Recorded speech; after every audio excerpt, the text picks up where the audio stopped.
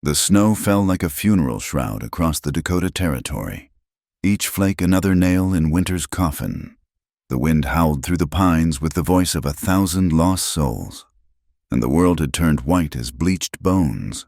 It was the kind of cold that killed men in their sleep, the kind that made even the wolves seek shelter. Chaza pulled his buffalo robe tighter around his shoulders as his horse picked its way through the drifts. He'd been tracking a wounded elk for 2 days now, following the crimson trail that painted the pristine snow. His grandfather would have called him foolish for venturing so far from the winter camp, but game was scarce this year, and his people needed meat. The trees thinned ahead, opening into a small clearing where the snow lay disturbed. Chaza's hand moved instinctively to the bough across his back. Something wasn't right. The tracks here were wrong. Not elk, but something dragging through the snow. His trained eyes caught the pattern human. Then he saw her. She lay crumpled against a fallen log like a broken doll. Her dark dress spread around her in the snow. At first, he thought she was dead, another casualty of the merciless winter.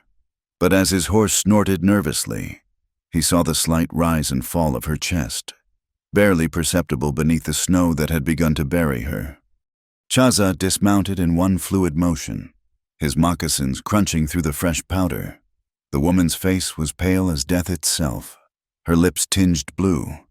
Ice crystals clung to her eyelashes and hair. She couldn't have been here long, or she'd already be frozen solid. He knelt beside her, brushing the snow from her face with gentle fingers. She was young, perhaps 25 winters, with features that spoke of Eastern breeding, delicate, refined, utterly unprepared for the harsh realities of frontier life. What was she doing out here alone? Her eyes fluttered open as he touched her cheek. For a moment, they stared at each other. The Lakota warrior and the dying woman, across a chasm of cultures and circumstances. Her lips moved, forming words so faint he had to lean close to hear. "He took the baby." The words emerged as barely more than a whisper, carried on breath that might have been her last. Then her eyes rolled back, and she went limp in the snow. Chaza didn't hesitate.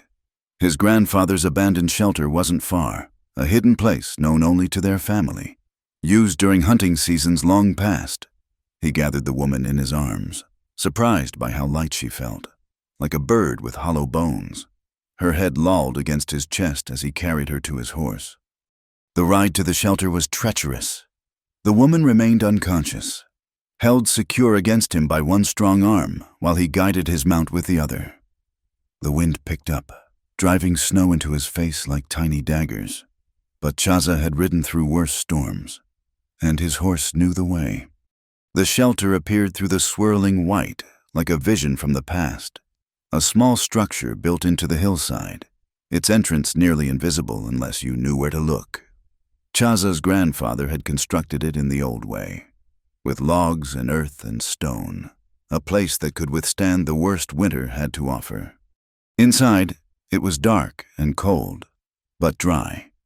Chaza laid the woman on the pile of old furs in the corner and quickly set about building a fire. His hands worked automatically, muscle memory from 1,000 cold nights guiding him as he arranged the kindling and struck flint to steel. As the flames caught and grew, casting dancing shadows on the walls, he turned his attention back to his unexpected patient. Her clothes were soaked through, the fabric frozen stiff in places. He knew he needed to get her warm, but propriety, even in life-or-death situations, demanded respect. He noticed she clutched something against her chest, her frozen fingers locked around it even in unconsciousness. Gently, he pried her hands open to reveal a small canvas bag. Inside, he found 2 items that made his blood run cold, a piece of blanket stained with blood, and a small leather-bound book with Holy Bible embossed on the cover. Opening it, he saw an inscription in flowing script, "To my beloved Grace Alcott on the occasion of our wedding.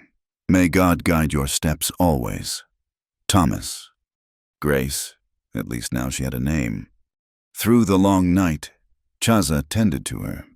He wrapped her in dry furs, fed the fire, and melted snow for water. She drifted in and out of consciousness, sometimes peaceful, sometimes thrashing and crying out. Always, she called for her baby. "William," she would sob, "my William." Or sometimes just, "Please, no, don't take him. He's all I have left." Chaza recognized the signs of fever and grief combined. He'd seen it before in women who'd lost children to sickness or accident. But her words, "He took the baby," suggested something far more sinister. As dawn broke gray and cold through the shelter's smoke hole, Grace's eyes finally opened with true awareness. She stared at Chaza for a long moment, confusion and fear warring on her face. "Where?" Her voice was hoarse, barely audible. "Safe," Chaza said simply, offering her a cup of warm broth he'd made from dried meat. "Drink." She struggled to sit up, accepting the cup with trembling hands. As she sipped, her eyes darted around the shelter, taking in the fur-covered walls, the primitive simplicity of the space, and finally settling on Chaza himself, his long black hair, his buckskin clothing, the quiet strength in his weathered face. "You're Indian," she said, not accusingly, but as a simple statement of fact. "Lakota," he corrected gently. "And you are Grace Alcott." Her eyes widened. "How did you—" He showed her the Bible. At the sight of it, something broke inside her. The cup fell from her hands as she doubled over, sobs racking her body. "He took him?" she gasped between tears. "Harlan Bishop took my baby boy and left me to die. Said I was unfit. Said no court would give custody to a woman like me. He took William and drove off, and I tried to follow. But the storm came, and I... She couldn't continue. Chaza let her cry, understanding that sometimes grief needed to flow like water from a broken dam. When her sobs finally subsided into hiccups, he asked quietly, "Who is Harlan Bishop?" "A monster," she whispered. "A man who promised to help me get to Oregon after my husband died. But he wanted more than I could give. When I refused him, he said he'd take what was his by rights, said a baby needed a father, not a whore for a mother." Her hands clenched into fists. "I'm not what he said I am. I'm William's mother. That's all I am, all I want to be." Chaza studied her face in the firelight. He saw strength there, beneath the exhaustion and despair. This was no wilting eastern flower. This was a woman who'd fought for her child and nearly died trying to get him back. "How old?" he asked. "You're William." 4 months, she said, fresh tears starting. "Just 4 months old. He needs me. He needs his mother." Chaza made his decision then, as simply and surely as he'd decided to save her from the snow. Rising to his feet, he began checking his weapons, his bow, his knife, the tomahawk at his belt. "What are you doing?" Grace asked. "Finding trail," he said. "Man with baby cannot move fast, cannot hide tracks in snow." "You're going after them." Hope blazed in her eyes like sunrise after the longest night. "Yes. But why you don't even know me? I'm nothing to you." Chaza paused at the shelter entrance, looking back at her.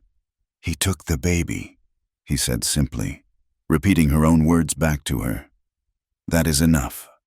As he prepared to leave, Grace struggled to her feet. "I'm coming with you." "You are weak. Stay by fire." "He's my son." The words came out fierce, primal. "I'm his mother." Chaza saw the warrior in her then, the same spirit that had driven her into the killing snow rather than abandon her child. He nodded once, understanding.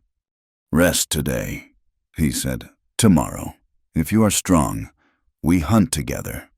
He left her then, disappearing into the white world beyond the shelter.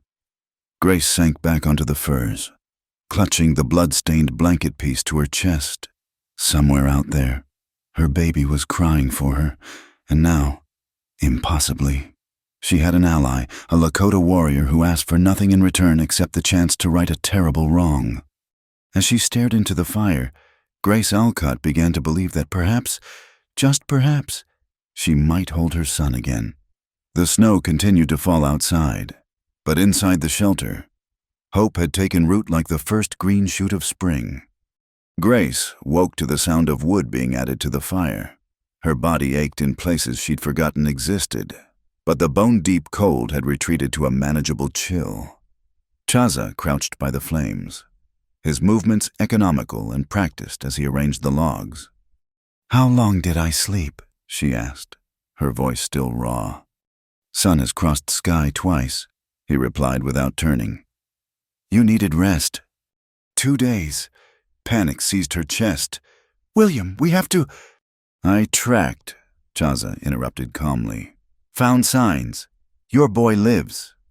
The relief that flooded through her was so intense she nearly wept again. "You found them where?" 2 days south. Man stopped at trading post, bought supplies, goat's milk." He turned to face her then, his dark eyes serious. "He travels slow.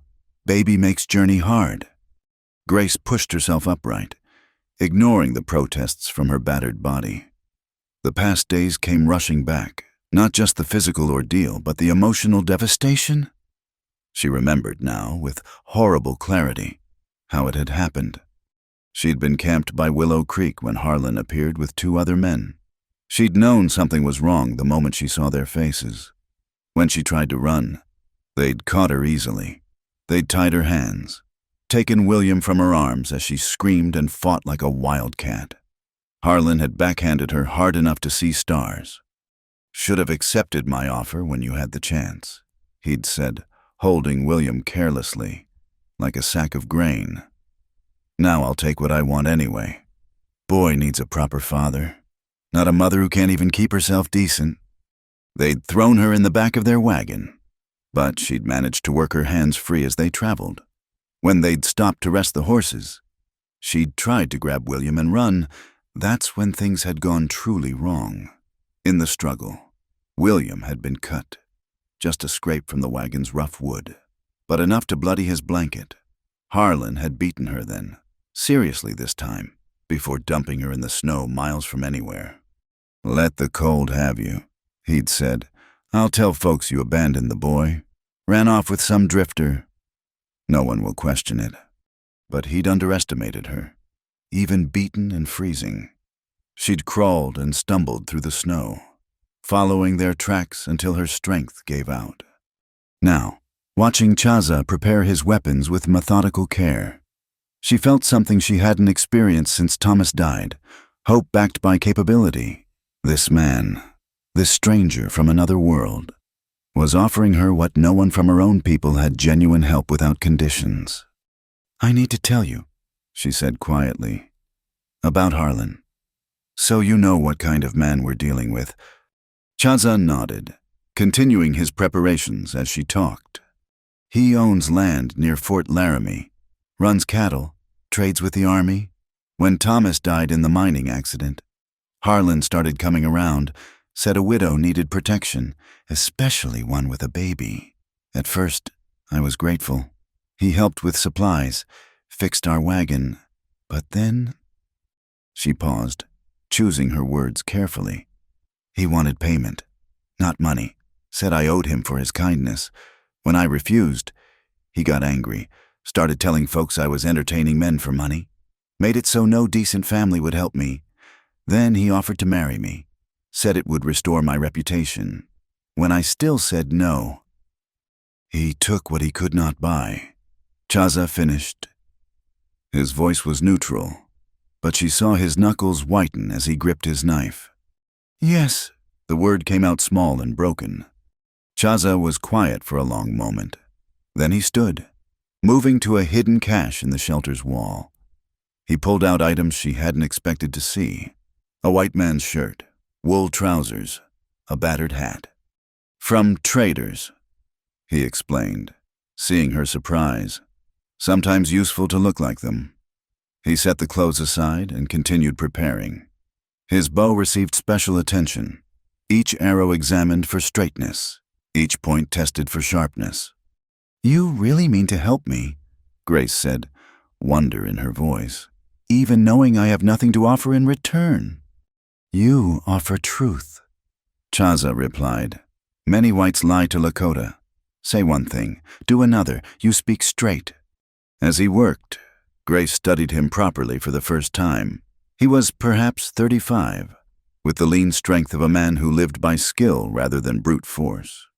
His face bore the weathering of countless seasons, but his eyes held a depth of experience beyond mere years. There was sadness there too, old grief worn smooth like river stones. "Do you have children?" she asked suddenly. His hands stilled on the bowstring he was testing. "Had son, winter fever took him. 5 winters passed." "I'm sorry." He resumed his work. Life gives, life takes. We continue. By the next morning, Grace felt strong enough to travel. Chaza had been feeding her steadily broth, dried berries, strips of jerky that required careful chewing. Her body was rebuilding itself with surprising speed, driven by maternal desperation. They set out as the first pale light touched the sky. Chaza had found her a thick buffalo coat and leggings to wear over her dress, items that smelled of smoke and age but were blessedly warm. She rode behind him on his horse, her arms wrapped around his waist for balance. The trail was easier to follow than she'd expected. Harlan's arrogance worked in their favor. He clearly believed her dead and made no effort to hide his passage. They found the remains of his camps, the deep ruts of wagon wheels, the scattered droppings of horses. At one stop, Chaza dismounted and examined something in the snow. He held up a small piece of cloth, a strip torn from a diaper. It was damp but not soiled, and relatively fresh.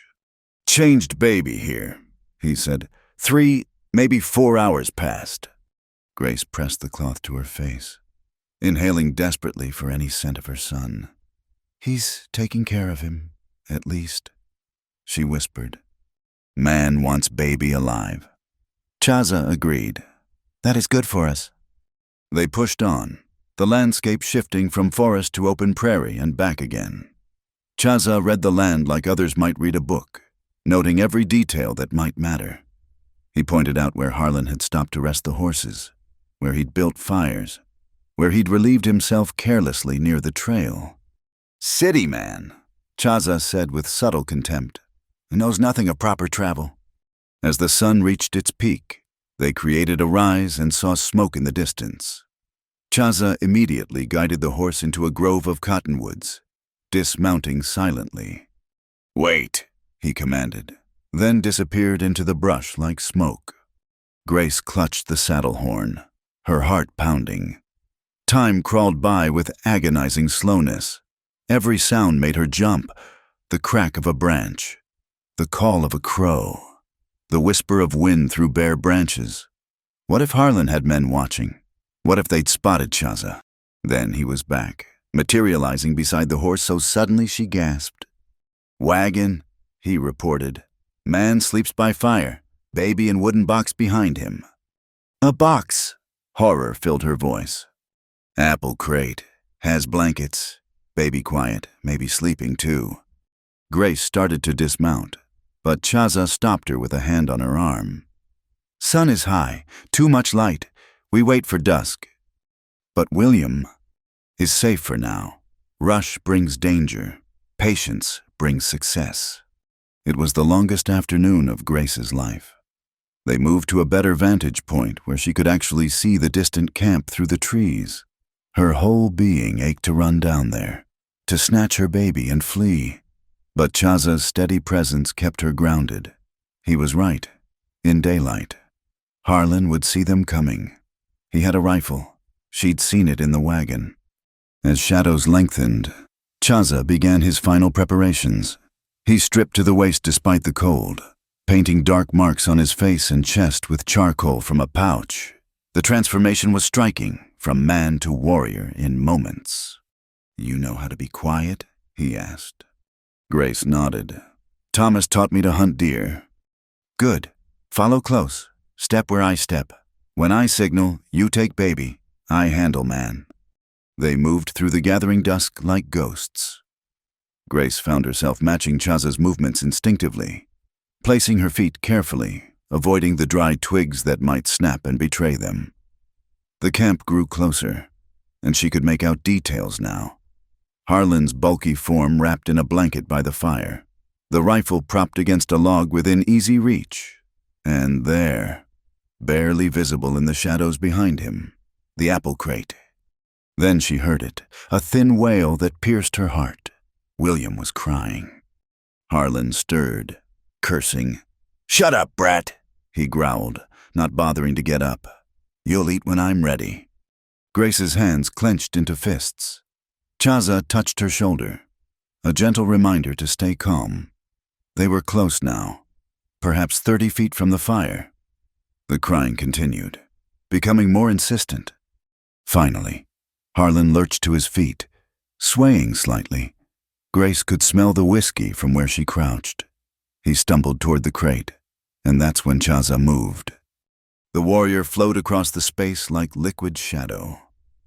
Harlan never saw him coming. One moment he was reaching for the crate.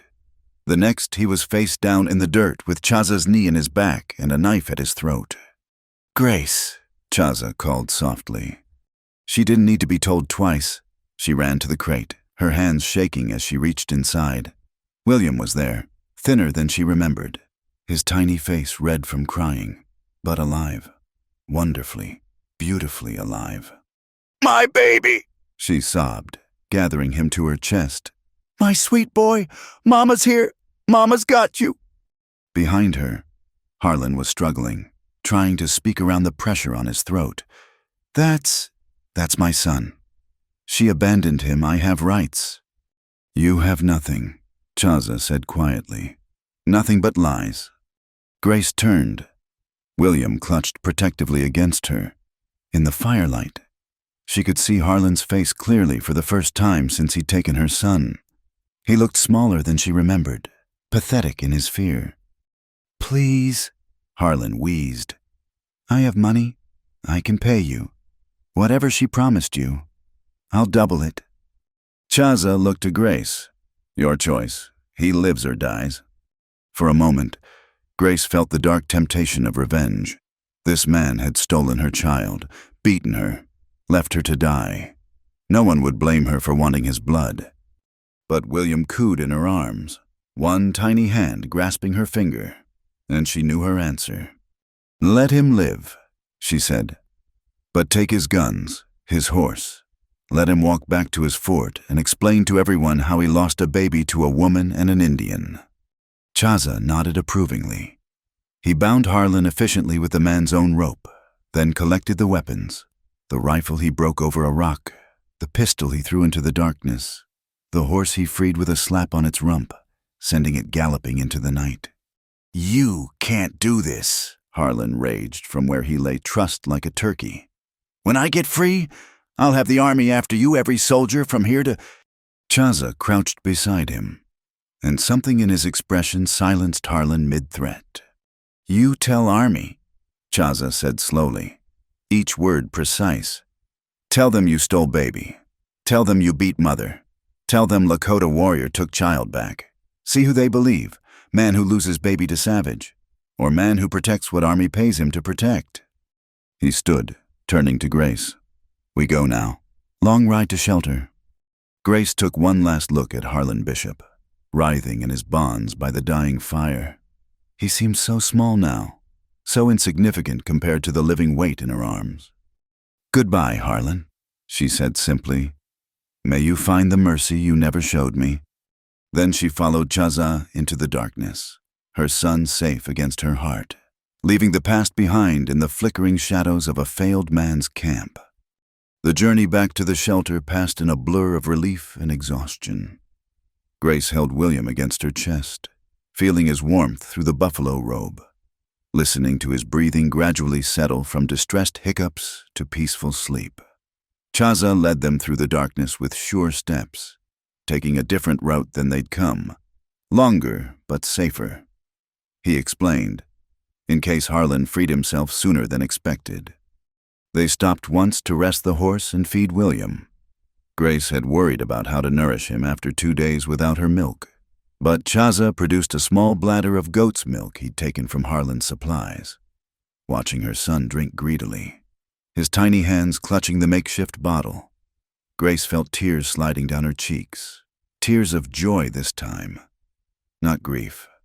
"Thank you," she whispered to Chaza, who was standing watch nearby. The words seemed impossibly inadequate. He glanced back at her, his painted face unreadable in the moonlight. "No debt between us. Child deserves mother. Mother deserves child. Simple truth." When they finally reached the shelter as dawn was breaking, Grace was swaying with fatigue. Chaza helped her down from the horse, then took William gently so she could duck through the low entrance. Inside, the fire had died to embers, but the space still held some warmth. Grace sank onto the pile of furs. Reaching immediately for her son, Chaza handed him over and set about rebuilding the fire. Soon the shelter filled with golden light and blessed heat. Only then did Grace allow herself to truly examine William, checking every inch of him for harm. He was thinner, yes, and there was a healing scratch on his arm, the wound that had bloodied the blanket piece. But otherwise, he seemed unharmed. His blue eyes, so like Thomas's, gazed up at her with solemn baby wisdom. When she smiled at him, he smiled back, a toothless grin that made her heart soar. "He knows you," Chaza observed, now washing the war paint from his face with melted snow. "Of course he does. I'm his mother." She traced William's cheek with one finger. "Did that bad man hurt you?" "My love, no. You're strong. Aren't you just like your papa was?" Over the next days, they settled into an unexpected rhythm. Chaza hunted and gathered firewood, moving through the forest with the ease of one born to it. Grace tended William, cooked their simple meals, and slowly regained her strength. Her milk returned after the second day, to her immense relief. William latched on eagerly, making up for lost time. In the evenings, they sat by the fire and talked.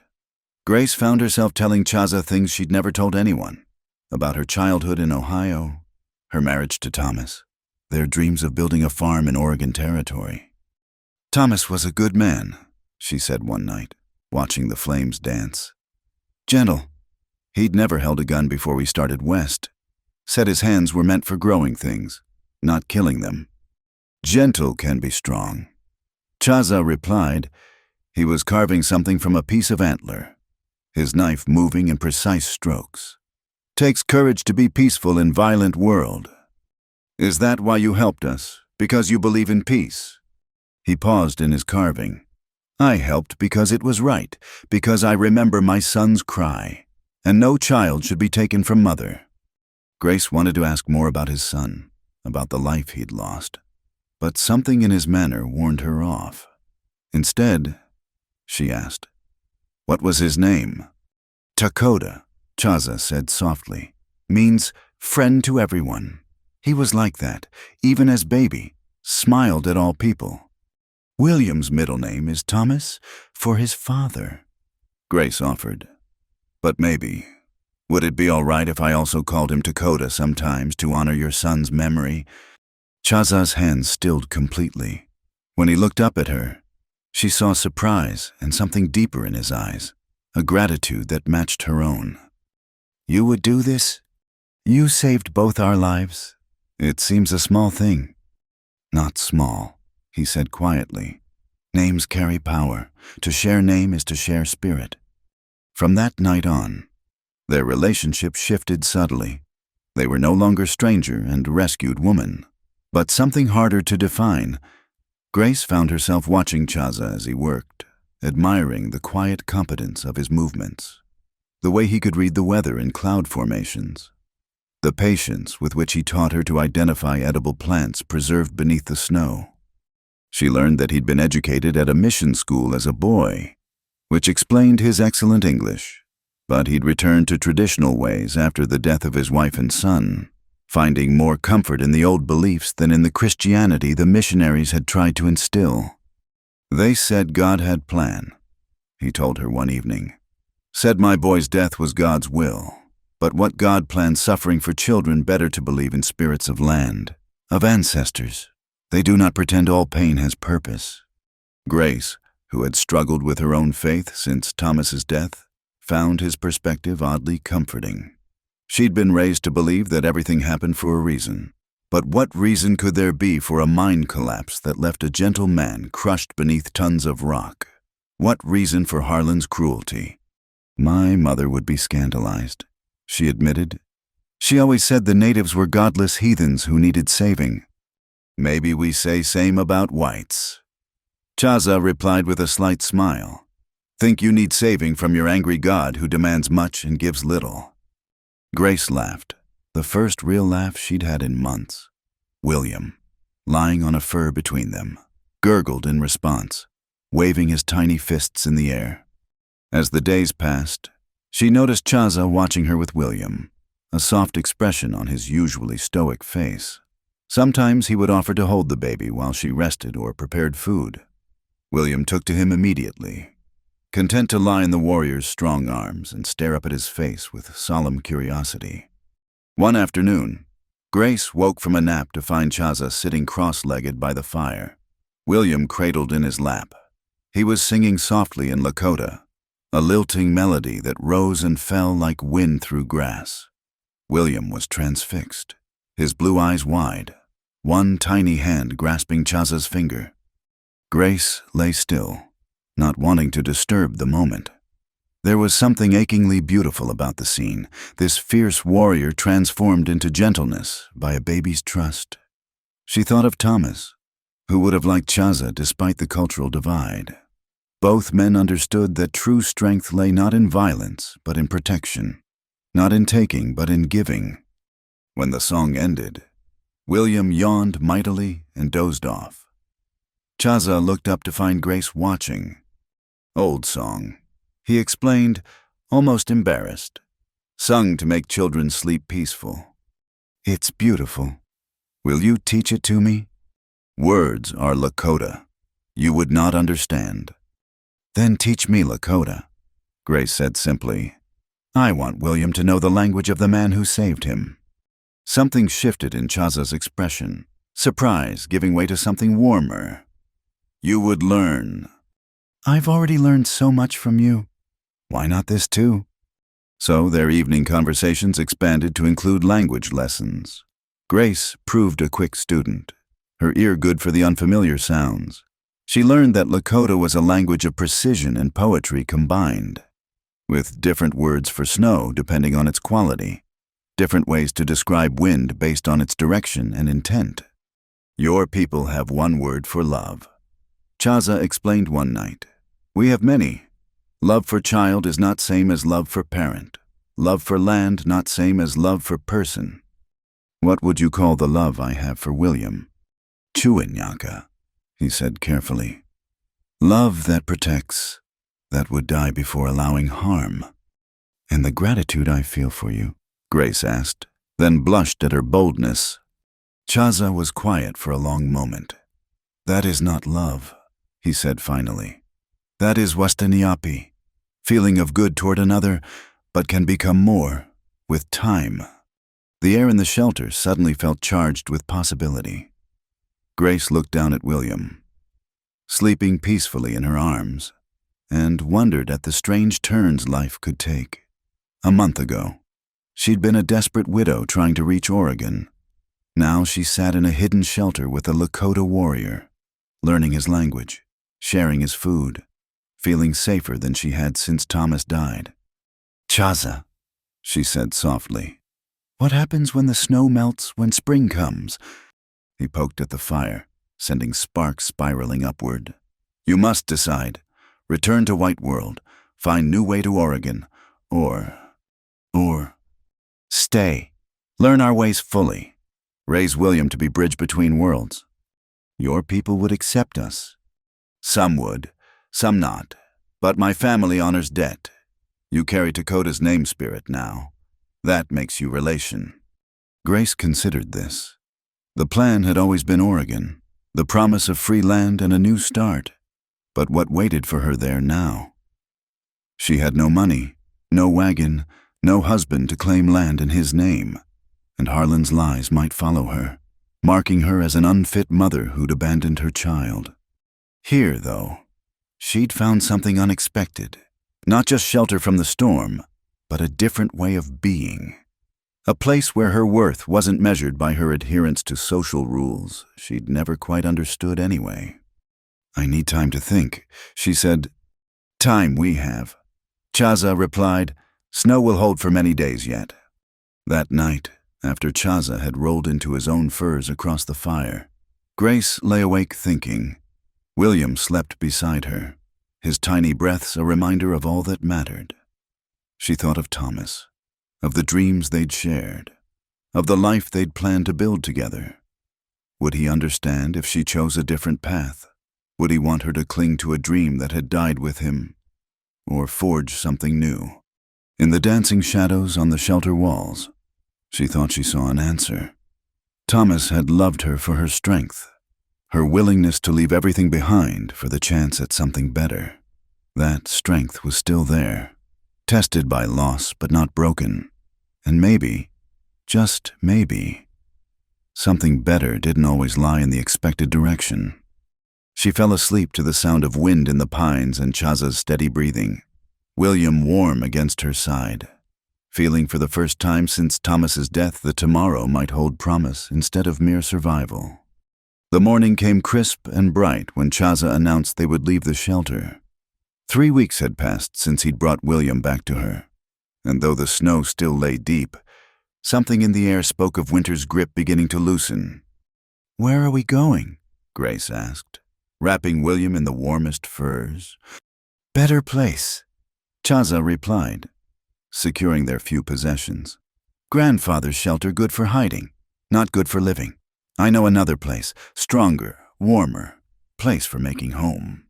The word home sent an unexpected flutter through Grace's chest. She'd made her decision days ago, though she hadn't spoken it aloud yet. Oregon was a dream that belonged to another woman, another life, her future, whatever it held, was here in these mountains with the man who'd given her back her son.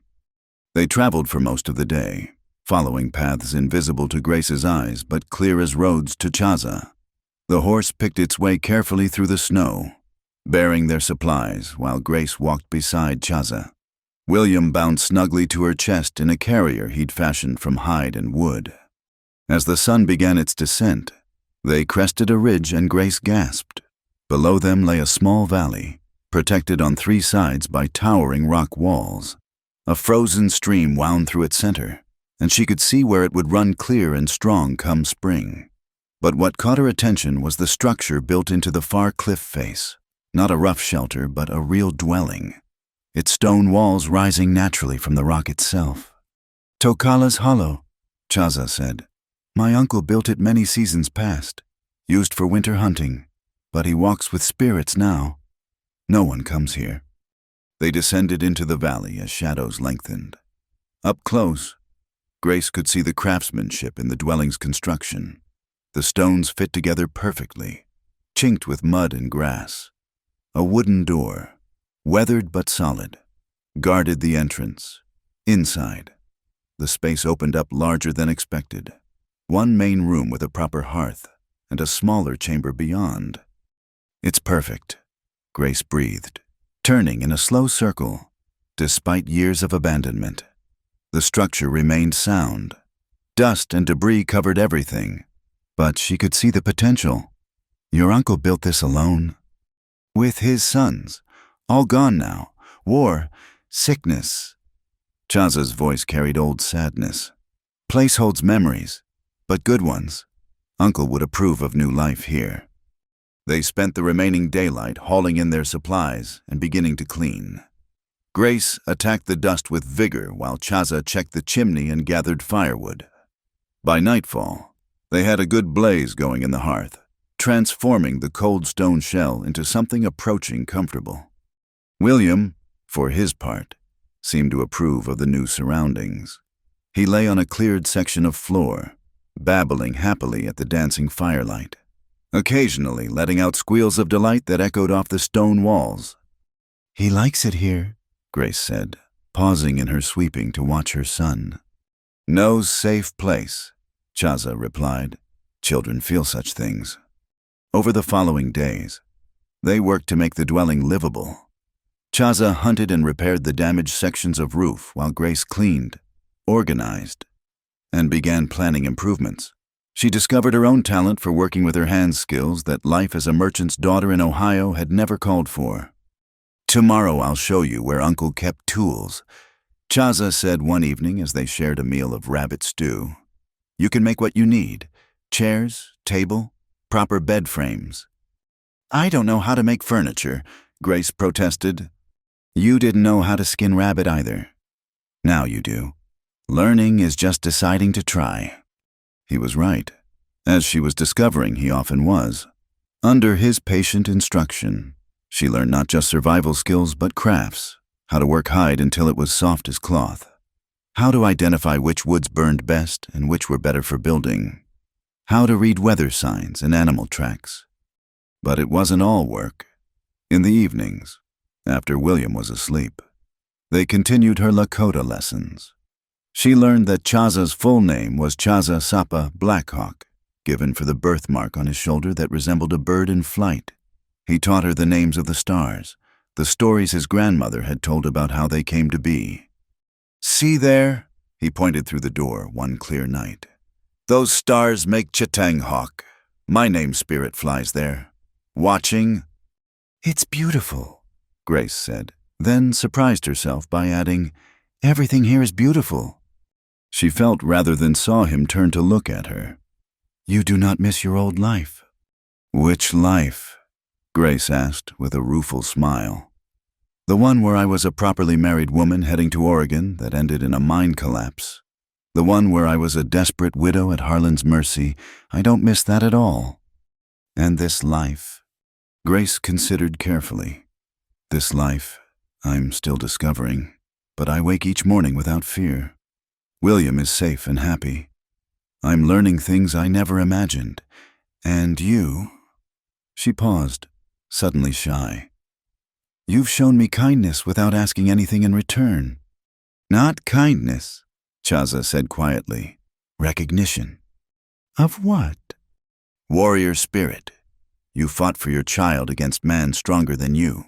Survived what would kill many. That deserves respect."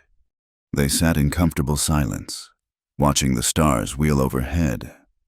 Grace found herself stealing glances at Chaza's profile, outlined in moonlight. When had she stopped seeing him as just her rescuer and started seeing him as a man? A complicated, honorable, attractive man who treated her as an equal despite the vast differences in their worlds. The next morning brought a discovery that delighted Grace, a hidden cache of her uncle's belongings, including proper tools, cooking implements, and even some trade cloth. She immediately set about making curtains for the windows, using skills her mother had taught her years ago. "Why do windows need cloth?" Chaza asked, genuinely puzzled. "For privacy," Grace explained, then laughed at his expression. I know. It's a white person thing, but it makes the place feel more like home to me." "Then make curtains," he said simply. "You're home too now." The casual acceptance in those words warmed her more than the fire. As she sewed, she hummed. Hymns at first, then the Lakota lullaby Chaza had taught her. William dozed in his cradle, a beautiful piece Chaza had spent 3 days carving from pine. Their first real test came 2 weeks later. Grace was alone with William, Chaza having gone to check his trap lines. When she heard horses approaching, fear froze her for a moment. Had Harlan found them? Then training kicked in. She barred the door, loaded the rifle Chaza had taught her to use, and positioned herself where she could see out without being seen. 3 riders appeared at the valley's entrance. Her heart hammered as they descended. But these weren't Harlan's men. They wore cavalry uniforms, an army patrol, probably from Fort Laramie. They circled the dwelling cautiously, clearly noting the smoke from the chimney. One dismounted and approached the door. "Hello in there," he called. "This is Sergeant Morrison, United States Army. We mean no harm, just checking on folks after the hard weather." Grace thought quickly. If she didn't answer, they might break in. If she did, What would they think finding a white woman here alone? Taking a breath, she called back. I'm armed. Sergeant, state your business. Ma'am. The surprise in his voice was evident. Ma'am, are you all right? Are you being held against your will? I'm fine, Grace replied firmly. This is my home. My husband will return soon. Your husband? Ma'am, might we speak face-to-face? Cold out here, and we've been riding since dawn. Grace weighed her options. Chaza had said the dwelling was on unclaimed land. Too rocky for farming, too isolated for settlement. They had every right to be here. She unbarred the door but kept the rifle visible. The sergeant, a weathered man in his 40s, touched his hat politely. His eyes widened as he took in her appearance, the mix of Eastern dress and native clothing, the baby board visible behind her, the distinctly Indian decorations beginning to fill the space. Mrs. Grace Alcott, she said, using her true name deliberately. Let them check if they wanted. She'd done nothing wrong. Mrs. Alcott, forgive my surprise, but we don't often find... That is, are you here by choice? Completely by choice. Sergeant, my late husband died in a mining accident. I've remarried and settled here. Is that a crime? No, ma'am, course not. It's just... He seemed to struggle for words. Your husband, he's... At that moment, Grace heard Chaza's whistle, the signal they'd agreed on. Relief flooded through her. He's coming now, she said. Perhaps you'd like to meet him. Chaza appeared from the tree line, moving with deliberate calm, though Grace could see the tension in his shoulders. He carried a string of rabbits, looking every inch the provider returning home. The soldiers' hands moved to their weapons, then stopped as Grace stepped out to meet him. Sergeant Morrison, she said clearly, this is my husband, Chaza Sapa. The sergeant's expression went through several changes before settling on careful neutrality. Mr. Sapa. Chaza nodded once, his face unreadable. He moved to stand beside Grace, not touching but close enough to present a united front. We're checking on all the scattered folks, Morrison said after an awkward pause. Lost some to the storms. Just wanted to make sure everyone was accounted for. We are well. Chaza said his English, when he chose to use it fully, always surprised white people with its clarity. Have food, shelter, fuel. Need nothing from Army. I see that. Morrison's eyes swept the scene again, the well-maintained dwelling, the fresh game, the healthy baby Grace now held protectively. There was a report. Man named Bishop said his wife went missing with their baby. Said she might have been taken by hostiles. Grace's jaw clenched. Harlan Bishop is a liar and a thief. The baby is mine. I have his birth paper to prove it. Mr. Bishop tried to steal him and left me to die in the snow.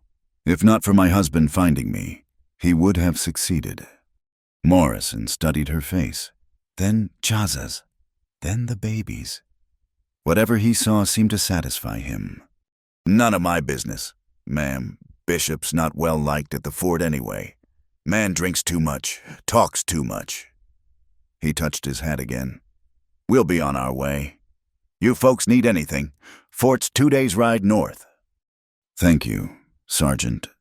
As the patrol rode away, Grace realized she was trembling. Chaza's hand touched her shoulder gently. You did well, he said. Spoke strong truth. I called you my husband, she said, suddenly embarrassed. I'm sorry, I didn't know what else. No sorry needed. He was quiet for a moment. Maybe not lie. Grace's heart skipped. What do you mean? Mean what I say. You want white man's words over fire paper from their godman, or enough that we choose each other, make home together, raise child together. Grace looked up at him, this man who'd saved her in every possible way. The choosing is enough, she said softly. More than enough. That night, they moved her bedding to the main room, placing it beside his. No ceremony. No grand declarations. Just the quiet acknowledgement of what had been building between them. William slept peacefully in his cradle, unaware that his small family had just formally become complete. As Grace lay beside Chaza in the darkness, listening to the wind sing through Tokala's hollow, she marveled at the strange paths life could take. She'd lost everything, only to find something she hadn't known she was looking for. Something that felt like home in the truest sense. Not just a place, but a belonging that went bone deep. "Chaza," she whispered. Thank you for everything." His hand found hers in the darkness, calloused and warm. "No thanks needed between family," he said simply. And in that moment, Grace knew that she was exactly where she was meant to be. The news came with a traveling trader in late spring, when the wildflowers had begun to paint the valley in splashes of color. Jake Hoffman, a grizzled man who'd been trading with both whites and Indians for decades, stopped by Tokala's hollow with his pack mules, as he did every season. "Heard some interesting talk at Fort Laramie," he said, accepting the cup of pine needle tea Grace offered. His eyes kept drifting between her and Chaza, clearly curious about their arrangement, but too polite to ask directly. "That Harlan Bishop's been making noise about his stolen son." Grace's hand stilled on William's back where he played with wooden blocks Chaza had carved. "What kind of noise?" "Claims his wife ran off with a savage, begging your pardon. Chaza says the Indian murdered her and took the boy. Been trying to get the army interested in mounting a search." Chaza snorted. "Army has better things to do than chase lies." That's what Sergeant Morrison told him, apparently, but Bishop's not giving up. Man's been drinking heavy, getting meaner. Last week he shot a man's dog for barking at him. Grace felt the familiar cold fear creeping back. She'd allowed herself to believe they were safe here, that Harlan would eventually give up and move on. But she should have known better. Men like Harlan didn't accept defeat easily. "He planning to come looking himself?" Chaza asked casually. But Grace heard the steel underneath. Jake shrugged. "Hard to say. He's been hiring drifters, offering good money for information about a white woman living with the Lakota. So far, nobody's taking him seriously. Everybody knows he's a mean drunk. But money talks, eventually." After Jake left, continuing his trading route with warnings to watch yourselves, Grace found herself jumping at every sound. The peaceful valley that had become her haven suddenly felt exposed, vulnerable. "Stop," Chaza said gently, finding her peering out the window for the 10th time that day. "Fear gives enemy power. We are not helpless." "But what if he comes? What if he brings men?" "Then we face them. Valley has one way in, easy to watch, house built strong, good positions for defending. And you forget, I am warrior. This is what I know." Over the following days, Chaza quietly went about preparing their defenses. He showed Grace the hidden paths up the cliff faces, the caves where they could shelter if needed. He positioned weapons strategically, not just his bow and arrows, but rifles taken in long-ago raids, ammunition traded for over years. "You really think he'll come?" Grace asked one evening as they practiced loading and firing. She'd become a decent shot over the months, steady-handed and calm. "Man who loses twice cannot accept. Pride makes him dangerous." Chaza adjusted her stance slightly. "But also makes him stupid. Angry man does not think clear." Grace thought about this as she sighted down the barrel. The tin can 50 yards away seemed to mock her. But she breathed as Chaza had taught her, squeezed gently, and smiled when it flew off its perch. "Good," Chaza said. "Remember, we do not seek fight, but if fight comes, we end it quick." The preparation wasn't all grim. As spring deepened toward summer, life in Tokala's hollow took on a rhythm that Grace treasured. William had begun crawling, exploring every corner of their home with determined curiosity. Watching Chaza baby-proof the dwelling, moving tools higher, covering sharp corners, filled her with a warm contentment she'd never expected to feel again. They'd developed their own small rituals, morning tea together while William played, Afternoon walks to gather plants and check snares. Evening stories by the fire. Chaza teaching William Lakota words for everything he touched. Grace singing the lullabies her mother had sung to her. One afternoon, as Grace worked in the small garden plot they'd cleared, she heard horses approaching. Her heart leaped to her throat. But Chaza's whistle, two short, one long, told her these were friends. 3 Lakota riders entered the valley, and Grace recognized Chaza's cousin, Mapi, from previous visits. The men dismounted, greeting Chaza formally before turning curious eyes to Grace. "Sister," Mapi said in careful English, "we bring news. White man asks questions in trading posts, shows money, makes threats."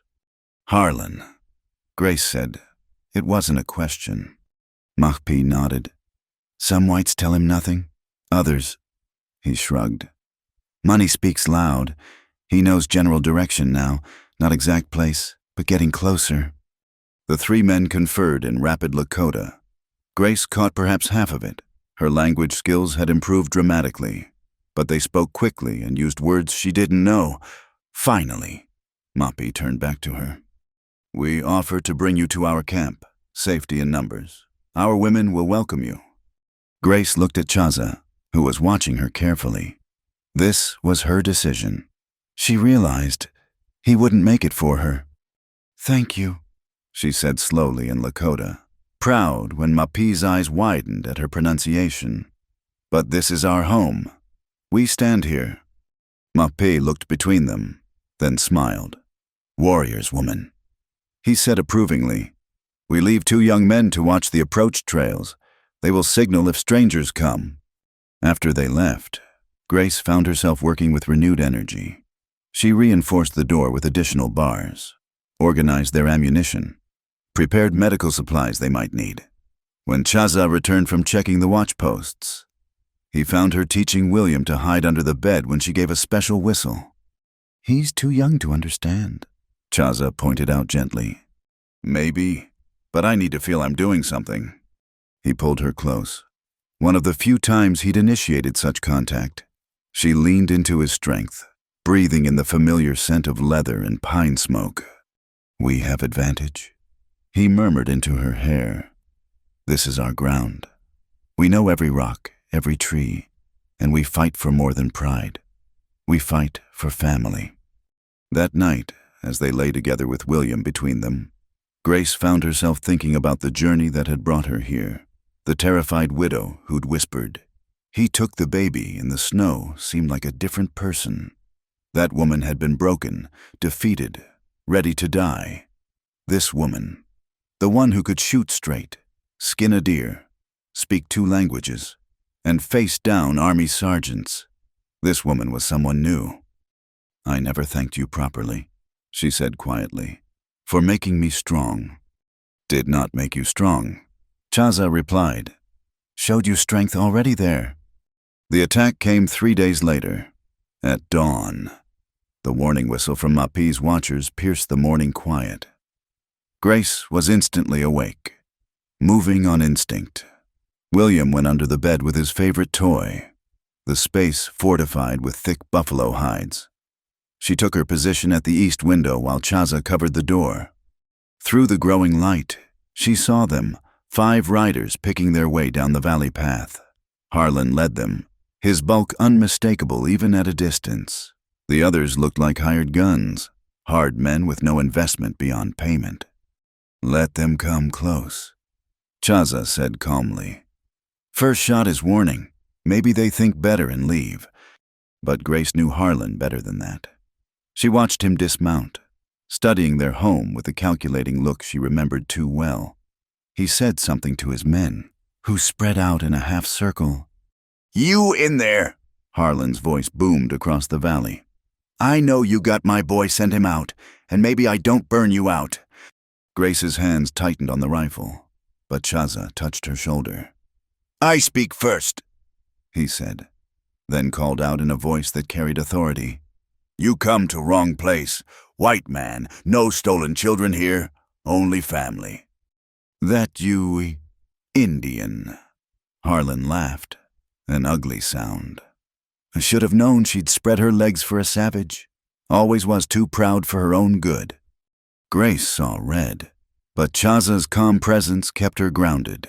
Let him talk, he murmured. Words show his weakness. I'll give you one chance. Harlan continued. Send out my son and the woman. You can go back to your teepee or whatever. This ain't your fight. This time Grace spoke, her voice steady and clear. William is my son. Harlan, mine and Thomas's. You have no claim on him, and you know it. Grace, Harlan's voice changed, becoming oily with false concern. Darling, I know you've been through an ordeal. These savages probably forced you. Come on out, bring the boy. I'll protect you. Like you protected me when you left me to die in the snow. Silence fell for a moment. Then Harlan's voice hardened. Last chance, woman. Send out my boy, or we're coming in. Come then. Chaza called back. See what waits. The first shot came from one of Harlan's men, splintering wood near the door. Grace responded instinctively, her rifle cracking. The man spun and fell, clutching his shoulder. Not a killing shot, she'd aimed a wound, as Chaza had taught her. Then chaos erupted.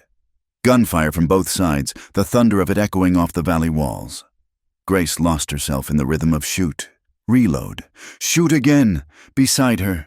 Chaza's bow sang its deadly song. His arrows found their marks with terrible precision. One man tried to circle around to the blind side of the house. Grace tracked him, waited for the clear shot, and put a bullet through his thigh. He went down screaming. Two left, Chaza said, Bishop and one other. Through the gun smoke, Grace saw Harlan crouched behind a boulder, that familiar rage twisting his features. His remaining man was trying to flank them from the other side. I'll get the flanker, Grace said, surprising herself with how steady she sounded. She slipped out the back way Chaza had shown her, moving through shadows. The man never saw her coming. She had the drop on him completely, rifle aimed at his back. For a moment, she hesitated. Wounding was one thing, but this... Then she heard William cry from inside the house, and her resolve hardened. Drop the gun, she commanded. The man spun, raising his weapon, and Grace fired without thought. He crumpled, his shot going wild. When she returned to the house, Harlan was standing in the open, his gun trained on the door. It's over, Harlan, she called. Your men are down. Leave now, while you can. Not without my boy, he roared. I'll see you dead first, whore. He charged toward the house, and time seemed to slow. Grace saw Chaza draw his bow, saw Harlan raise his pistol, heard the baby cry again. The bow sang, the pistol fired. When the smoke cleared, Harlan lay still in the dust, Chaza's arrow protruding from his chest. The pistol shot had gone high, embedding in the doorframe. Grace stood frozen for a moment, then ran to Chaza. Are you hurt? No. You... No! She was shaking now, the reality of what had just happened crashing over her. Is he... Chaza moved cautiously to check. Dead, he confirmed. He looked at the other men, wounded but alive, already trying to crawl back to their horses. These we let go. They were just hired guns. Story they tell will stop others from trying. As Grace retrieved William from his hiding place, holding him close and breathing in his sweet baby scent, she heard Chaza speaking to the wounded men. You tell them what happened here, he said, his voice carrying the weight of command. Tell them the woman and child are protected. Tell them this valley is forbidden ground. Any who come with ill intent will meet same fate. The men nodded frantically, eager to be gone. They helped each other onto their horses and fled, leaving Harlan's body behind. Later, after they'd buried Harlan at the valley's entrance, a warning and a closure both, Grace stood looking at the simple marker. She felt no satisfaction in his death, only a weary relief. The threat that had shadowed her for so long was finally gone. It's over, she said softly. This part, Chaza agreed. But Bishop, not only danger in world, we stay ready, stay strong. Together. Together. That evening, as peace settled over Tokala's Hollow once more, Grace wrote a letter to be sent with the next trader. Mrs. Sarah Morrison, Independence, Missouri. Dear Sarah, I write to tell you I am alive and well. Despite what you may have heard, I have found a new life in the mountains. A good man who treats me with respect, and a safe home for William. Do not mourn for me, sister. I have discovered that there are many ways to live, and the path I've chosen, though unexpected, has brought me more happiness than I dared hope for. Give my love to Mother, and tell her that her grandson thrives. Perhaps one day, when the world is ready, you can visit and see for yourself the life I have built. Until then, know that I am content. Your loving sister, Grace. As she sealed the letter, William babbled from his cradle, mixing Lakota and English words in baby talk. Chaza was fletching new arrows by the fire, humming the warrior's song he'd taught her. Outside, the stars emerged one by one over the valley that had become their fortress, their haven, their home.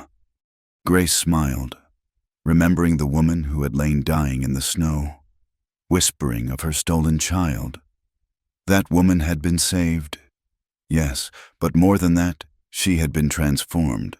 She had found strength, love, and a future she never could have imagined. And it was good. Spring arrived in Tokala's Hollow like a gentle blessing, melting the last stubborn patches of snow and awakening the earth from its long slumber.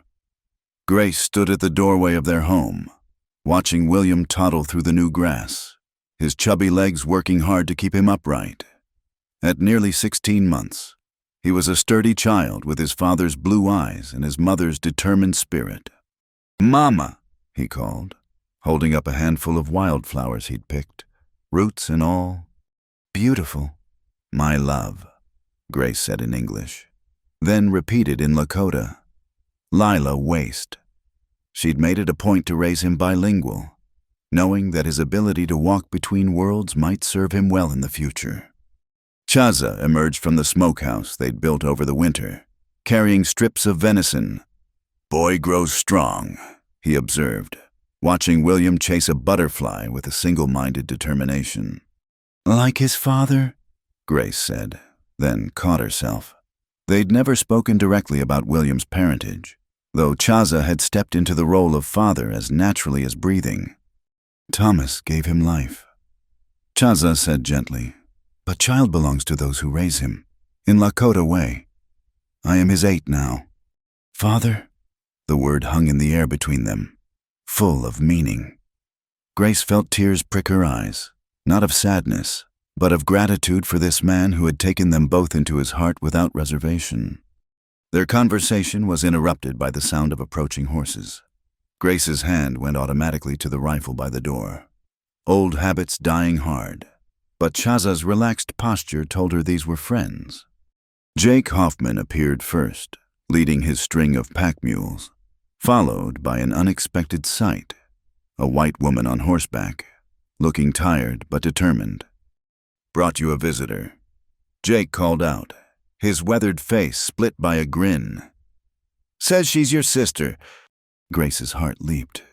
"Sarah." The woman dismounted awkwardly, clearly not accustomed to long rides, but her face, older, lined with worry, but unmistakably familiar, broke into a tremulous smile. Grace, oh, Grace, I've been so worried." The sisters met in a rush of tears and embraces, years of separation melting away in an instant. William, startled by the commotion, toddled over to clutch at Grace's skirts, eyeing the stranger warily. "Is this—" Sarah's eyes widened as she took in the child's appearance. "William, your nephew." Grace lifted him into her arms. "William, this is your Aunt Sarah. Say hello." William buried his face in Grace's shoulder, suddenly shy. Sarah's gaze moved from the child to Chaza, who stood quietly observing, to the well-maintained homestead around them. Your letter said you'd found a new life, but I never imagined. She trailed off, clearly struggling to reconcile her expectations with reality. Come inside, Grace said. You must be exhausted. Jake, will you stay for supper? Wouldn't miss it, the trader said. Been curious to see how this reunion plays out myself. Inside, Sarah's wonder only grew. The home that Grace and Chaza had built together was a unique blend of cultures, Eastern furnishings mixed with Lakota crafts, books sharing shelves with traditional tools, curtains at windows that looked out on untamed wilderness. As Grace prepared tea, real tea, hoarded from Jake's last trade visit, Sarah peppered her with questions. How had she survived? Was she truly here by choice? What about William's future? Grace answered as honestly as she could, watching her sister's face shift from shock to confusion to gradual understanding. Chaza, meanwhile, had taken William outside, giving the sisters privacy while keeping the curious toddler occupied. He seems kind, Sarah ventured, glancing through the window at where Chaza was showing William how to stack stones. He saved our lives, Grace said simply, and then he gave us a new one. I know it's not the life Mother envisioned for me, but Sarah, I'm happy, truly happy. Sarah studied her sister's face, the sun-bronzed skin, the calloused hands, the easy way she moved in her mixed attire of calico and buckskin. You've changed so much. I've become myself, Grace replied. The person I was always meant to be, perhaps, but never had the chance to discover. They talked through the afternoon, sharing news of family, their mother's declining health, their brother's growing business in Chicago, and filling in the gaps of years apart. Sarah had married well a banker named Charles, who treated her kindly and had agreed to this journey west when Grace's letter arrived. He's waiting at Fort Laramie, Sarah explained. I told him I needed to see you alone first, to understand. As the sun began to set, painting the valley walls in shades of gold and rose, Jake excused himself to tend his animals. Chaza returned with William, who had warmed slightly to his aunt and now showed her his collection of pretty stones. Supper was a revelation for Sarah. She watched in amazement as Grace moved efficiently around the cooking fire, preparing a meal of venison stew, wild onion, and fresh bread baked in the Dutch oven Chaza had traded for. You cook like this every day? Sarah asked. When we have fresh meat, sometimes it's rabbit or fish from the stream. In winter, we rely more on preserved foods. Grace smiled at her sister's expression. It's not so different from cooking in Ohio. Really, just different ingredients. And you hunt? Sarah's voice held a mix of admiration and disbelief. Chaza hunts. I help with cleaning and preserving, though I can trap rabbits now, and I'm decent with a fishing line. After dinner, as William played on a blanket between them, Sarah finally asked the question Grace had been expecting. What about his future, Williams? What kind of life can he have here? So far from civilization. Grace and Chaza exchanged glances. It was something they'd discussed many times during the long winter nights. We'll teach him everything we know, Grace said carefully. Reading, writing, arithmetic from me, hunting, tracking, survival from Chaza, languages, English and Lakota both. When he's older, if he chooses to seek his fortune in the white world, he'll be prepared. But if he chooses to stay, he will have home here always. Chaza finished. Valley provides good life, clean water, plentiful game, shelter from storms. What more does man need? Sarah looked skeptical, but before she could respond, William crawled over to Chaza, raising his arms in the universal child gesture for pick me up. Chaza lifted him easily, and William immediately began patting his face, babbling in a mix of languages. 8, William said clearly, then pointed at Grace. Mama. He calls him father, Sarah breathed, in the Indian tongue. In Lakota, yes, Grace confirmed. It's who Chaza is to him. the only father he's known. That night, they made Sarah a comfortable bed of furs near the fire. As the sisters lay talking in the darkness, Sarah's voice was thoughtful. Charles wanted me to convince you to come back with us. Said it wasn't proper. You living out here like this, but watching you today. Grace, I've never seen you so alive, so certain of yourself. I mourn Thomas, Grace said softly. I'll always love who he was, what we had, but that life died with him in the mine. This life, it's not what I planned, but it's what I chose, and that makes all the difference. And Chaza, do you love him? Grace was quiet for a moment, listening to the steady breathing of the men Chaza in his usual spot. William curled against him like a puppy. Not the way I loved Thomas, she said finally. Thomas was young, love. All dreams and possibilities. Chaza is deeper, steadier. He's the rock I've built my new life on. Yes, I love him. But more than that, I trust him. With my life, with William's life, with our future. Mother will have fits, Sarah said, but there was humor in her voice now. Mother will have to accept that her daughters chose their own paths. You to your banker, me to my warrior. The next morning brought difficult goodbyes.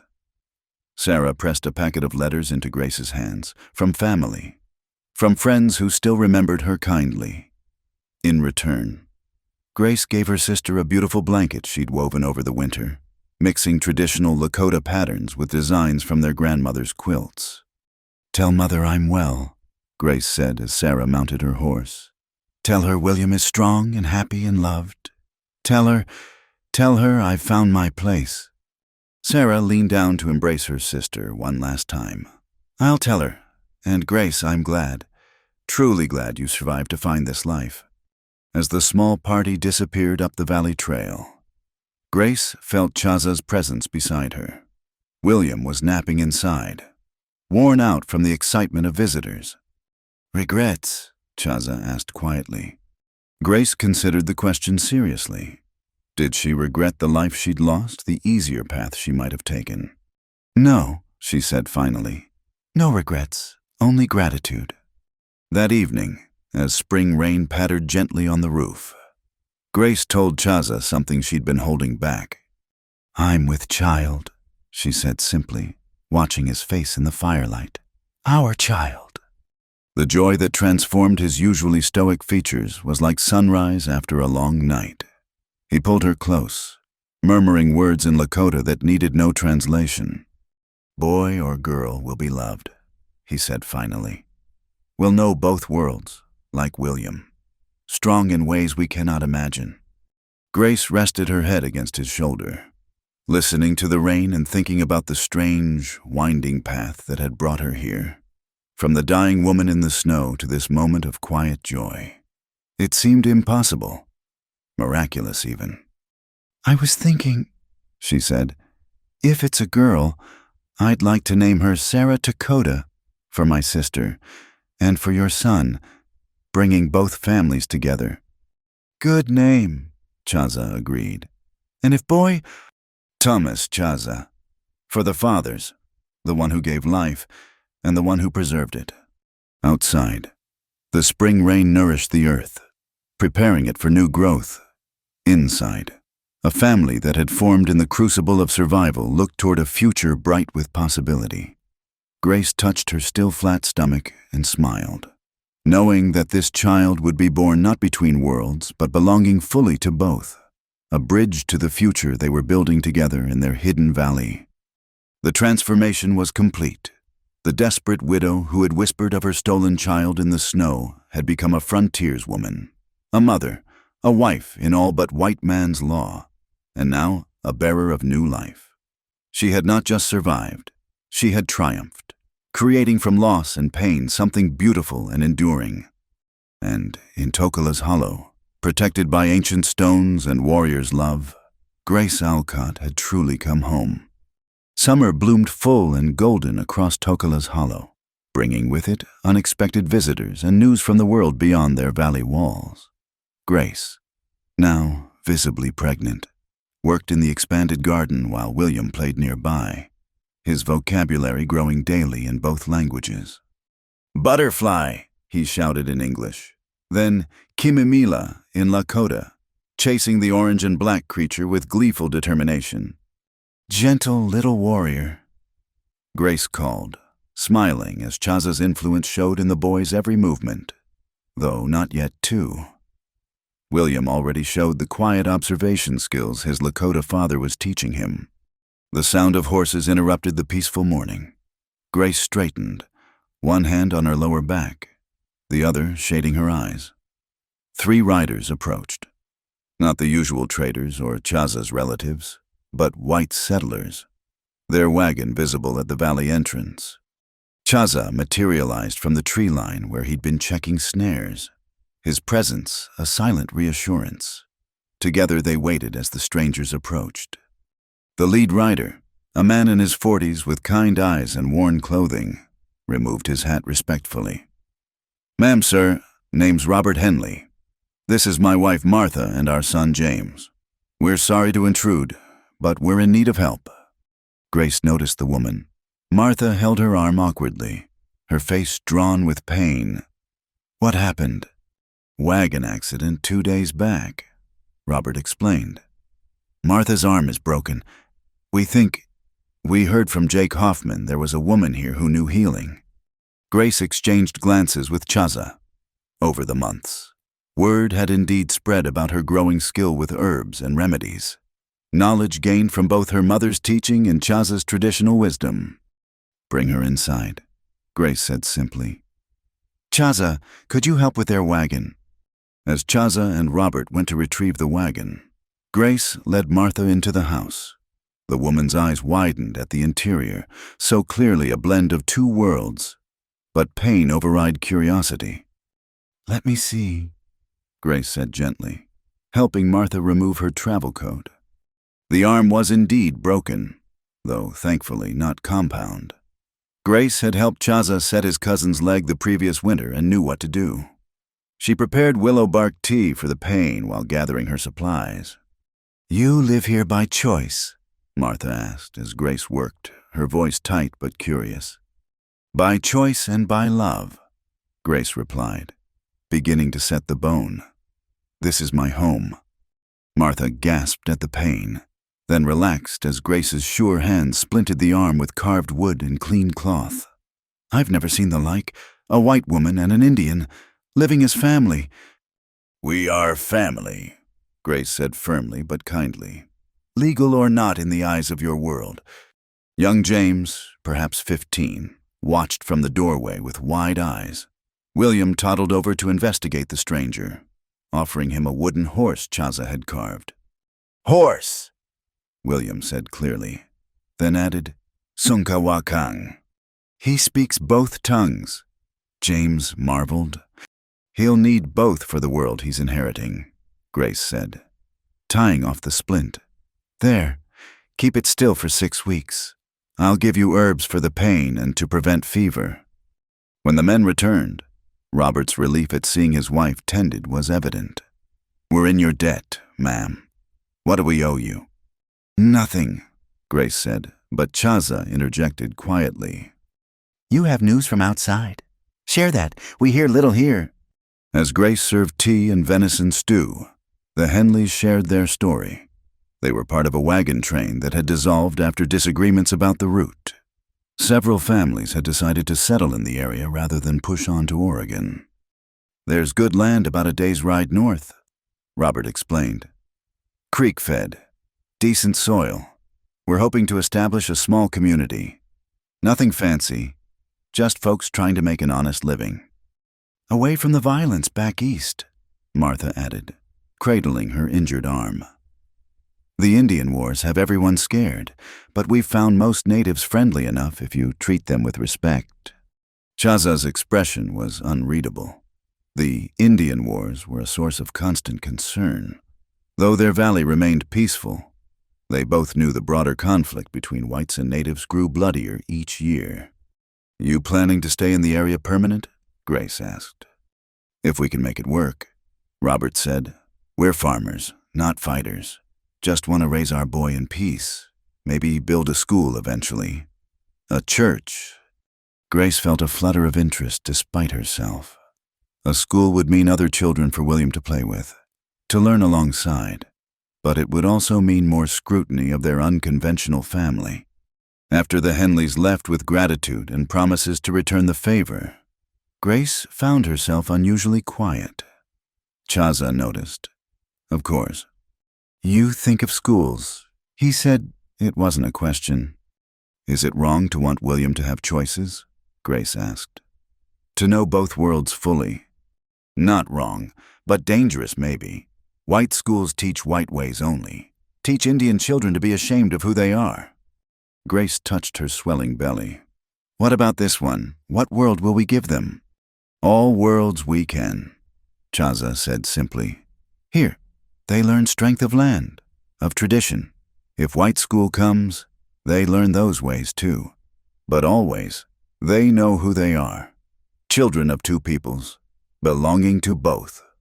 Over the following weeks, more settlers trickled through the valley. Word of Grace's healing skills and the couple's hospitality spread. Some came genuinely seeking help or trade. Others came driven by curiosity about the white woman who'd gone native. Not all visits were pleasant. One afternoon, a group of rough-looking men appeared, led by a sneering fellow named Carl Watson. Heard there was a white woman here needs rescuing, Watson announced, his eyes traveling over Grace insultingly. Living in sin with a savage? Grace stepped forward before Chaza could respond, her rifle prominently displayed. The only savage behavior I see is yours, Mr. Watson. You're not welcome here. Now, ma'am, no need for hostility. We're just concerned Christians, worried about your immortal soul. And that boy there, he deserves a proper Christian upbringing, don't he? My son has all the upbringing he needs, Grace said coldly. And my soul is my own concern. Leave, now. Watson's face reddened. You'll regret this, woman. When the army clears out these heathens, you'll be begging for Christian charity. Only thing she'll beg is for you to leave, Chaza said quietly. Stepping beside Grace, his bow was not drawn, but his hand rested near his knife. You heard her. Go! Something in his stance must have penetrated Watson's bluster. The men retreated, muttering threats and curses.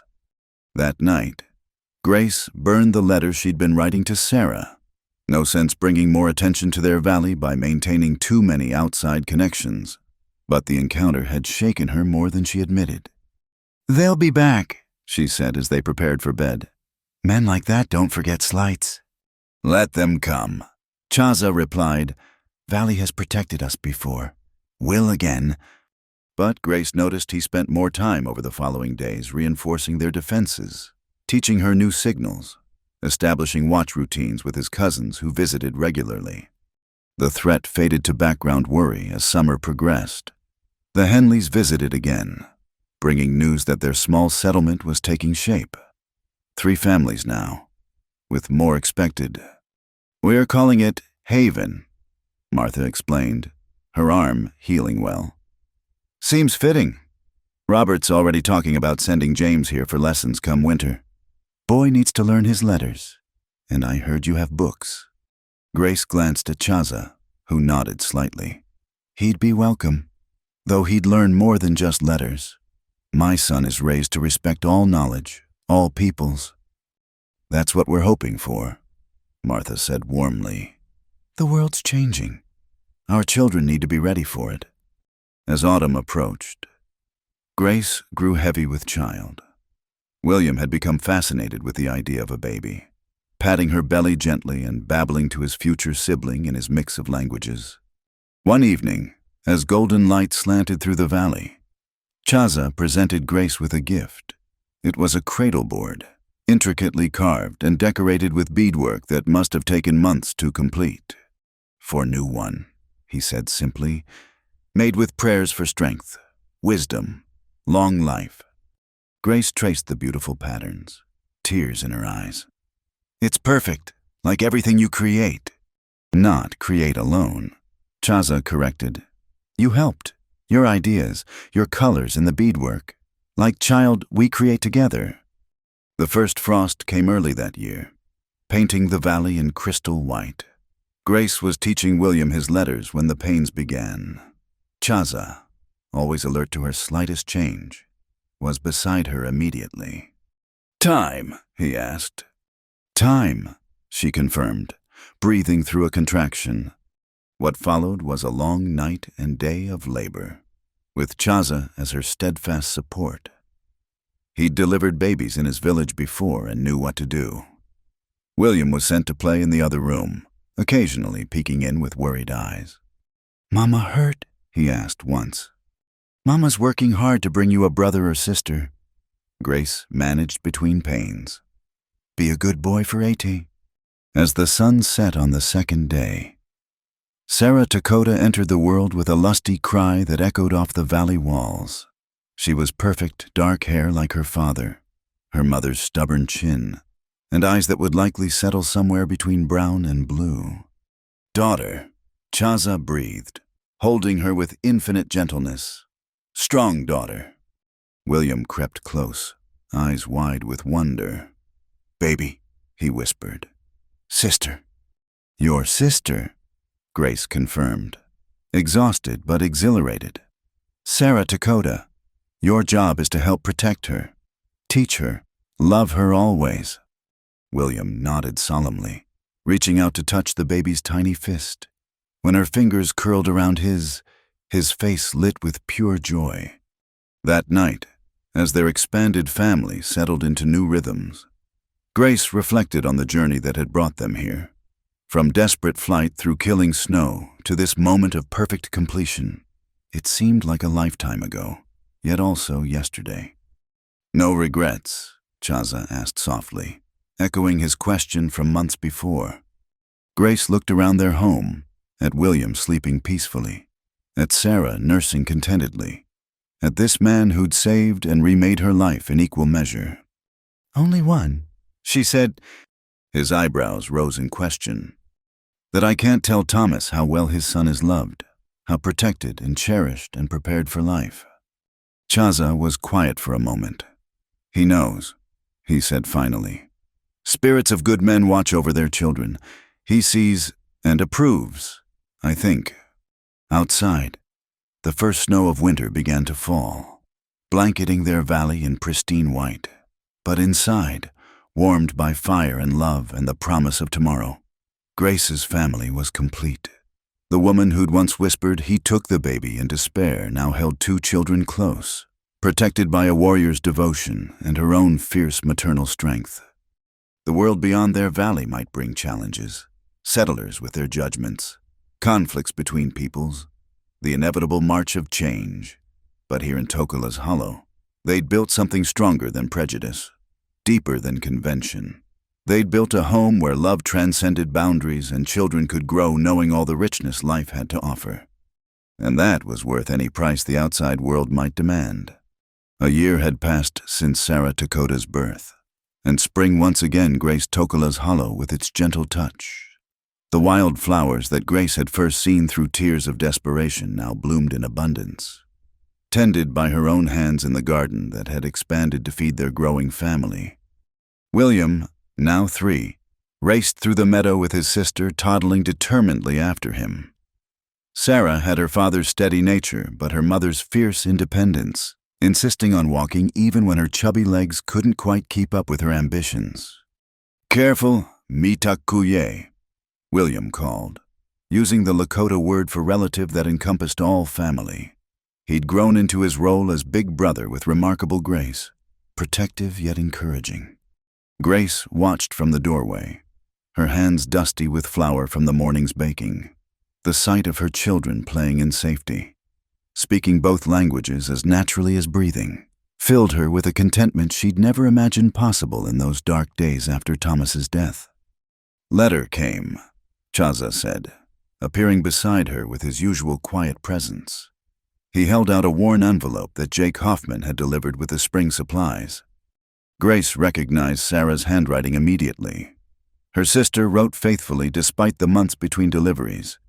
This letter, however, felt different in her hands, heavier somehow, with news that would change things. She read aloud for Chaza's benefit.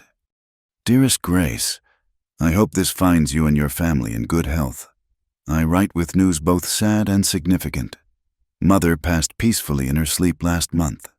At the end, she spoke of you with love and asked me to tell you she understood your choices, even if she couldn't voice it while living.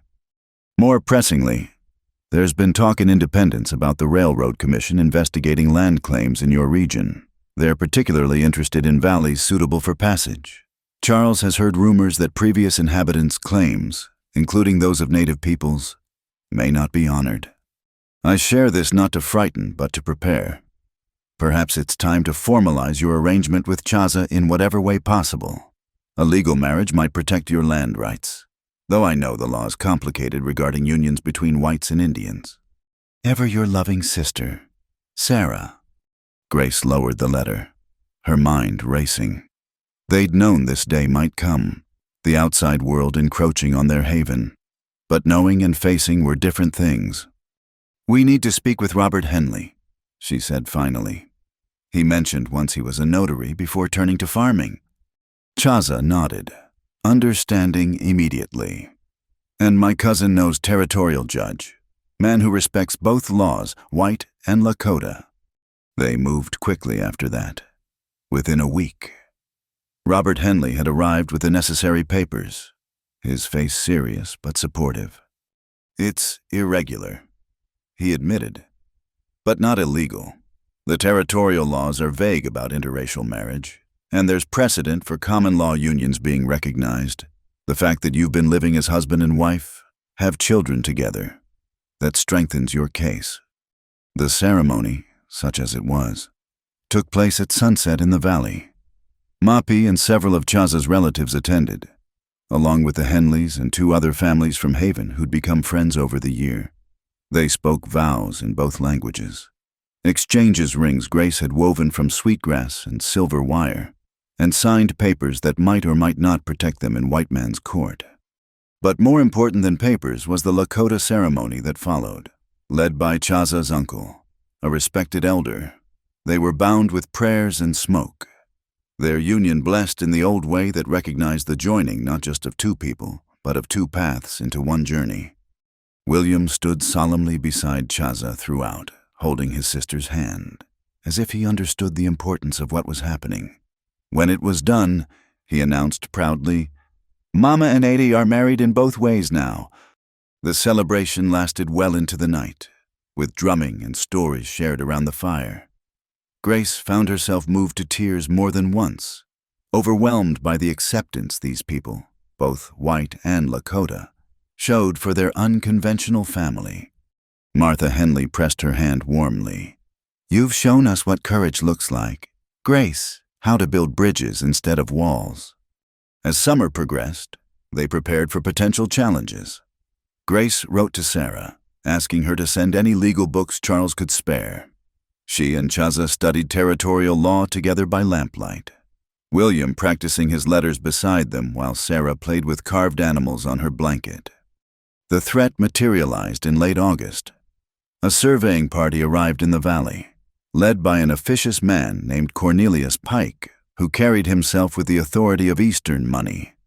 "This valley's been marked for potential railroad passage," he announced without preamble. "Any squatters need to file proper claims or vacate." "Not squatters," Chaza said evenly. "This is my family's land, used for generations." Pike's lip curled. "Indian claims aren't recognized without treaty documentation. However," his eyes shifted to Grace, "if you're legally married to this woman, and she files the claim." Grace stepped forward, her marriage certificate and land claim papers in hand. "Grace Sapa," she said clearly, using her married name. "And yes, we're legally wed. Here's our documentation." Pike examined the papers with obvious displeasure. Everything was in order, witnessed and notarized. The claim predated the railroad survey by over a year. "This is highly irregular," he muttered. "A white woman taking an Indian name, claiming land for a mixed-race family. Nothing in the law prohibits it, Grace said calmly. She'd memorized the relevant statutes. Territory law recognizes all legal marriages and land claims filed according to proper procedure. We'll see about that, Pike snapped. This isn't over. But when he returned 2 weeks later, it was with a different demeanor. Someone, Grace suspected Charles's influential friends, had intervened. The Railroad Commission had decided to route through a different valley, one without the complications of established residents. Your claim is recognized, Pike said grudgingly. 160 acres centered on this dwelling. But know this, the world is changing. Your kind of arrangement won't be tolerated much longer. After he left, Chaza and Grace stood together, looking out over their valley, officially theirs now in the eyes of both laws. His words meant to frighten. Chaza observed. Maybe, but he's not wrong about change coming. Grace sighed. The question is how we prepare our children for it. The answer came gradually. They established what they called the Valley School, inviting children from Haven to learn alongside William. Grace taught reading, writing, and arithmetic, while Chaza instructed in natural science, tracking, and survival skills. Parents were initially skeptical, but the children thrived under the dual education. Young James Henley became William's fast friend, the two boys inseparable despite their different backgrounds. Watching them play together, switching between English and Lakota without thought, gave Grace hope for the future. One autumn morning, as frost painted the valley in silver, Grace stood where she'd once lain dying in the snow. So much had changed since that desperate day. The woman who'd whispered about her stolen baby had transformed into someone she barely recognized. Strong, capable, bridging two worlds with determination and grace. "Mama, look," Sarah called, having mastered a new word. She held up a late-blooming flower, her face shining with discovery. Grace knelt to embrace her daughter, breathing in the sweet scent of her hair. William ran over to join them. And then Chaza was there too, his strong arms encompassing them all. "My family," Grace murmured, the words carrying all the weight of their improbable journey. "Our family," Chaza corrected gently, "built on strongest foundation, choice and love." As they walked back to their home, their legally recognized, hard-won home, Grace thought about the letter she'd write to Sarah. How could she capture in words what they'd built here? How could she explain that losing everything had led to gaining more than she'd ever dreamed? The answer was simple: she couldn't. Some stories were too big for letters, too complex for simple telling. They had to be lived, day by day, choice by choice. But she could share this truth: the woman who'd nearly died in the snow had indeed perished. In her place stood someone new: mother, wife, teacher, bridge between worlds. Someone who'd learned that family wasn't just about blood or law or tradition, but about the choice to stand together against whatever storms might come. The sun climbed higher, warming the valley that had become their sanctuary. Inside their home, breakfast waited, lessons to be taught, life to be lived. Grace took one last look at the spot where Chaza had found her, whispered a prayer of gratitude to whatever forces had guided his steps that day, and turned toward her future. In Tokala's hollow, protected by love and law and the strength of two traditions woven into one, Grace Sapa had found more than survival. She'd found triumph, purpose, and a love story that transcended every boundary the world tried to place between them. And, in the end, that was the greatest victory of all, not just to survive, but to thrive, not just to be saved, but to become someone worth saving, not just to find love, but to build a legacy of hope for the generations to come. The woman in the snow had whispered of loss, the woman in the valley sang of gain, and in between, a warrior's love had made all the difference. Thank you so much for listening to this story of love, survival, and triumph in the Old West. I hope Grace and Chaza's journey touched your heart as much as it did mine. Where are you listening from today? Please share in the comments below. I'd love to know where in the world this tale has reached.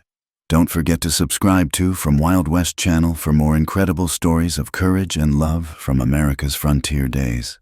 And please, share your thoughts about Grace's transformation and the beautiful family she built with Chaza. Your comments mean the world to us.